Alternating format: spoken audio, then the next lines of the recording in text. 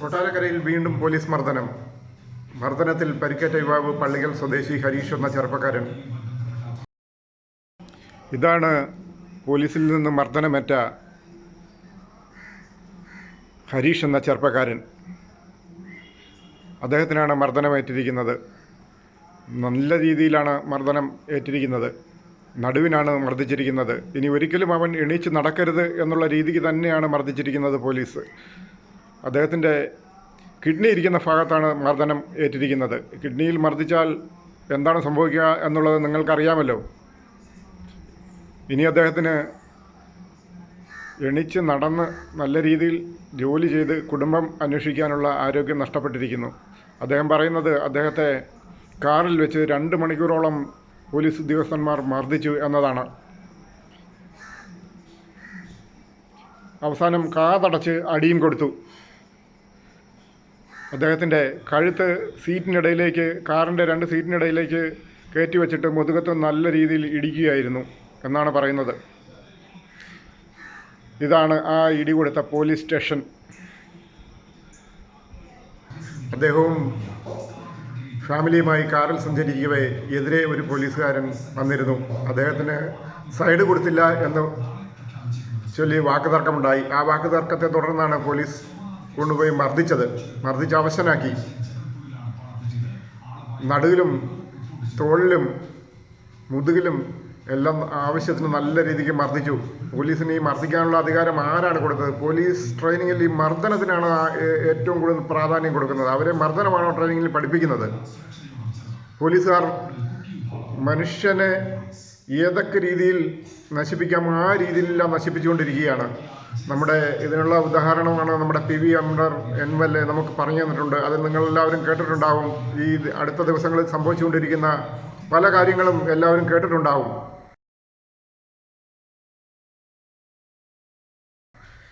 ഈ കൊട്ടാരക്കരയിൽ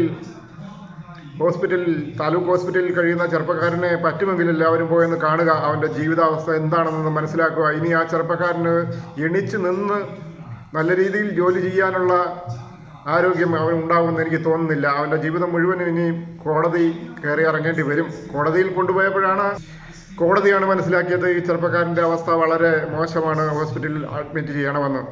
പോലീസുകാർ പറഞ്ഞത് സ്റ്റേഷൻ മർദ്ദനം ഉണ്ടായിട്ടില്ല എന്നാണ്. ഈ തരത്തിൽ മർദ്ദിക്കുന്നതിന് വിരാമമിടാൻ വേണ്ടി നമ്മൾ തിരിച്ച് പ്രതികരിക്കുക നിയമത്തിൻ്റെ വഴിയിൽ. നിയമങ്ങൾ ധാരാളമുണ്ട്, നിയമങ്ങൾ കണ്ടുപിടിക്കുക. ഇവന്മാർ പറയുന്നത് ഒരൊറ്റ പോയിന്റിലാണ് അവസാനം കൊണ്ട് നിർത്തുന്നത്. പോലീസുകാരുടെ നിയമത്തിൽ തടസ്സമുണ്ടാക്കി, അവരുടെ അന്വേഷണത്തെ തടസ്സപ്പെടുത്തി എന്നാണ് അവർ പറയുന്നത്. അല്ലെങ്കിൽ പോലീസിനെ കയ്യേറ്റം ചെയ്തു എന്ന് പറഞ്ഞാണ് അവർ കേസ് കൊടുക്കുന്നത്. ഈ കേസിനെതിരെ പല നിയമവഴികളും നമുക്ക് കൊടുക്കാൻ പറ്റും. ഇത് അവർ പഴുതടച്ച് ചെയ്യുന്നതാണെന്ന് അവരുടെ വിചാരം. അതിനും പഴുതുകളുണ്ട്.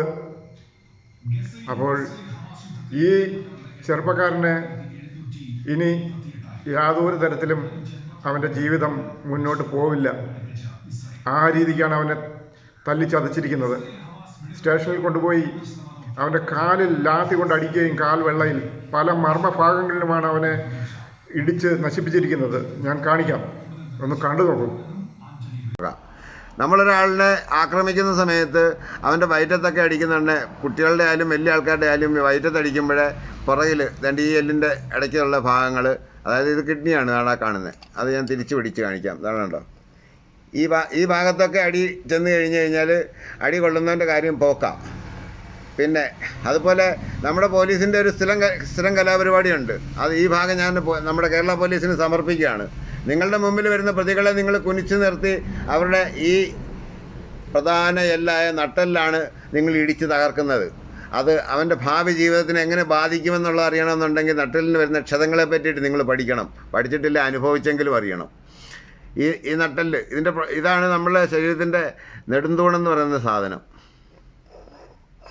ആക്രമിക്കുന്ന സമയത്ത് ഈ ആക്രമകാരികൾ ചിന്തിക്കണം, എടാ ഞാനിത് ചെയ്താൽ അവൻ്റെ ജീവിതം തീർന്നില്ലേ? കൊല്ലുന്നതിന് തുല്യമാണ്. ഈ വയറ്റത്തൊക്കെ ആൾക്കാർ ക്ഷതം ഏൽപ്പിക്കുക എന്ന് പറഞ്ഞു കഴിഞ്ഞാൽ ഈ ആന്തരിക അവയവങ്ങൾക്കാണ് ക്ഷതം വരുന്നത്. എന്ത് ചെയ്യാനാ? നമ്മുടെ നാട്ടിലെ ഗുണ്ടകളാകാൻ ശ്രമിക്കുന്നവരും അവരെ പ്രൊട്ടക്ട് ചെയ്യുന്ന പോലീസുകാരും ഒക്കെ കൂടെ ചേർന്ന് നമ്മുടെ ജീവിതം കോഞ്ഞാട്ടിയാക്കി വെച്ചിരിക്കുക. നമ്മുടെ കേരളത്തിൽ ഇനി എന്നാണ് നിരപരാധികൾ പോലീസ് മർദ്ദനത്തിന് ഇരയാവാതിരിക്കുന്നത്? അങ്ങനെ ഒരു കേരളം നമുക്ക് പ്രതീക്ഷിക്കാമോ? അങ്ങനെ ഒരു കേരളം ഭാവിയിൽ ഉണ്ടാവട്ടെ എന്നുള്ള വിശ്വാസത്തോടു കൂടി ലാൽ സലാം.